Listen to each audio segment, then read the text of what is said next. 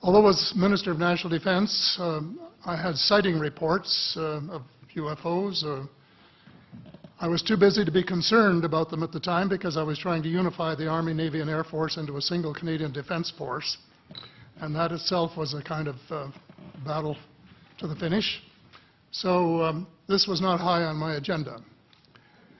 But about 10 years ago, I started getting interested due to a young man from Ottawa sending me material on the subject. I told him I was too busy to read it, but he had confidence that someday I would. He sent me a copy of Colonel Corso's book, The Day After Roswell. It took me a while to get around to reading it, but I took it for my summer reading in 2005 and was really impressed with what was contained in it. And what I thought to myself is there are huge issues here, huge issues. And the American people and the people of the world have a right to know what's going on because they're part of it. It's not just an isolated thing. And so after confirming the contents of the book with a retired United States Air Force general, I accepted the invitation of Victor Viggiani, who's over here somewhere, and his cohort, Mike Bird, to speak to a symposium at the University of Toronto.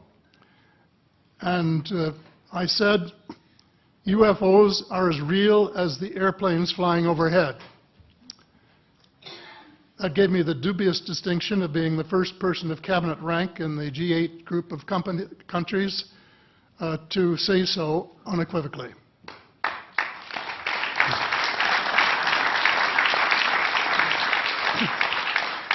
First is that about in the 1960s sometime, it was a flotilla of UFOs headed south that crossed into NATO territory in Europe. And the Commander-in-Chief of the Supreme Allied Headquarters in Europe was naturally very shaken. Fortunately, or maybe divine providence, before the panic button was pushed, the flotilla turned around and headed back north.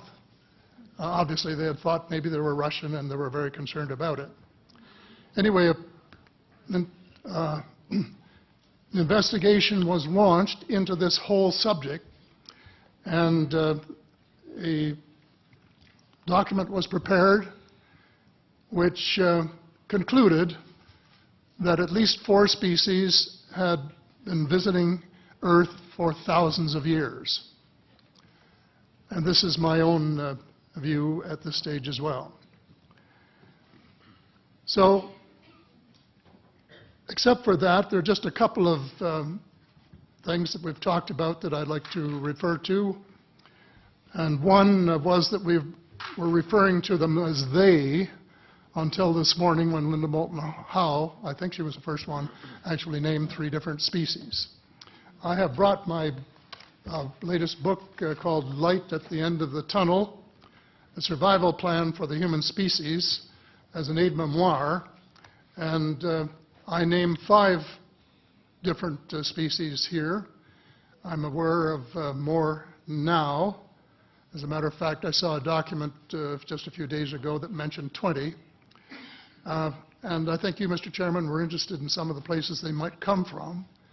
And I have in here Zeta Reticuli, R-E-T-I-C-U-L-I, Reticuli, the Pleiades, Orion, Andromeda, and the Altair star systems. So I don't think we can any more refer to them as they, because they're not an amorphous mass. They are different species and consequently may have different agendas. I don't think we can say that they all have the same agenda any more than we could say that the United States, China, and Russia had the same agenda. Our real interests may be very similar, but as of now, our perceived interests are still quite far apart. One more observation before I begin what I want to say, and that is that we spent quite a bit of time talking about the 66-year-old cadavers.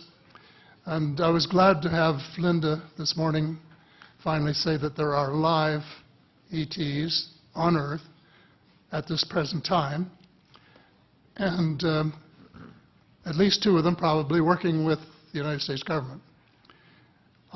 The other species that I learned about not too long ago was called the tall whites.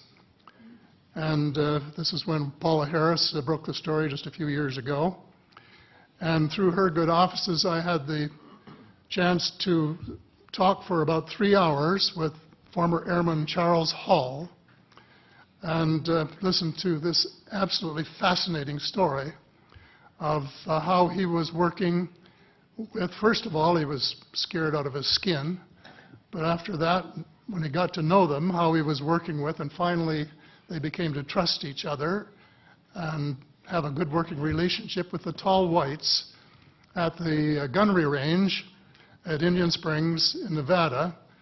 And these tall whites were living on United States Air Force property and working in cooperation with the United States Air Force and sharing technology with them. He wrote a book, incidentally, called Millennial Hospitality. There are 4 different versions, but Paula says that Millennial Hospitality number 2 is the best. I think that's the one I read, and it's a very interesting read if you want to sort of get inside the problem of what it's like to bump into these people floating across the terrain in the desert. Well, enough on that for now. My interest is in full disclosure. And my only caveat is I think probably I would say 95 to 98% full disclosure. I know of 1 or 2 things that I'm not sure should be in the public domain, at least yet. They will be someday, I'm sure, but not maybe immediately. But just as children survive the idea of the Tooth Fairy and Santa Claus when they become adult, I think that tax-paying citizens are quite capable of accepting the new and broader reality that we live in a cosmos teeming with life of various sorts. The fact that some other civilizations are more advanced than we are may be humbling, but that could be a necessary step in our survival.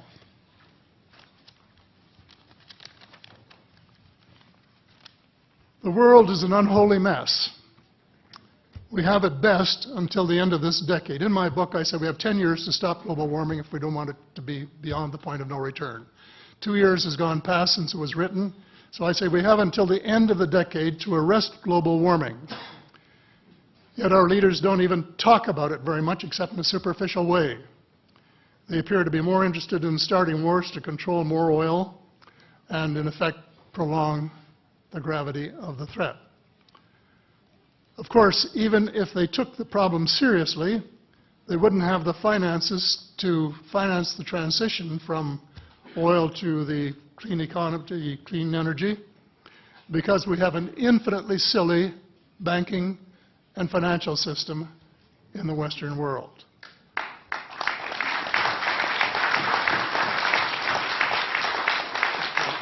And the United States Congress, I regret to say, is partly responsible, and I'd be glad to elaborate on that later if you're interested.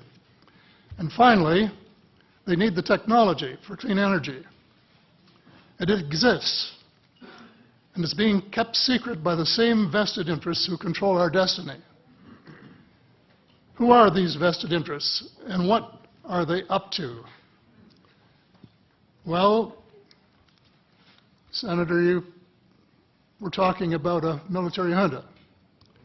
In my opinion, that is true, but I have broadened and deepened the definition to cabal, and the cabal comprises members of the Three Sisters: the Council on Foreign Relations, the Bilderbergers, and the Trilateral Commission, the International Banking Cartel, the Oil Cartel, members of various intelligence organizations, and select members of the military junta, who together have become a shadow government of not only the United States, but of much of the Western world.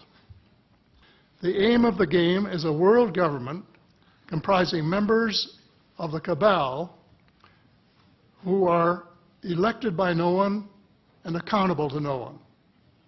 And according to Mr. Rockefeller, the plan is well advanced.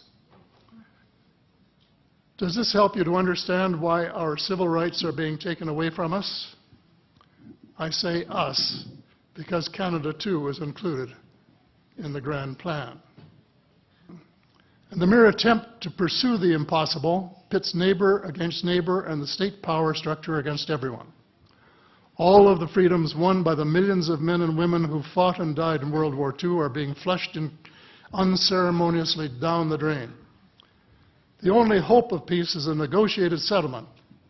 This will require a paradigm shift in American attitudes. It involves a de facto renunciation of the plan for a new American energy and the adoption of a pledge of cooperation with all humankind to build the kind of world which we are collectively capable of.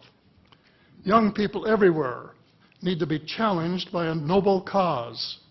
They need to be involved in arresting global warming, creating a banking system that is just and sustainable, and lead the way in the transformation to the new reality that we have to live in harmony with our celestial neighbors, as well as seeking peace on earth. In a word, we have to become spiritual beings and practice the one tenet that the world's major religions have in common, and that is the Golden Rule. In this field, too, and I just want to read one paragraph in this. This is from the late Dr. John Mack, an American secular Jewish psychiatrist who became a world leader in interviewing abductees, or experiencers, as he called them, came to this conclusion in a startling book, Passport to the Cosmos. Quote, although the aliens are not themselves gods, their behavior is sometimes anything but godlike. Abductees consistently report that the beings seem closer to the Godhead than we are, acting as messengers, guardian spirits, or angels, intermediaries between us and the divine source. Thank you. Thank you very much.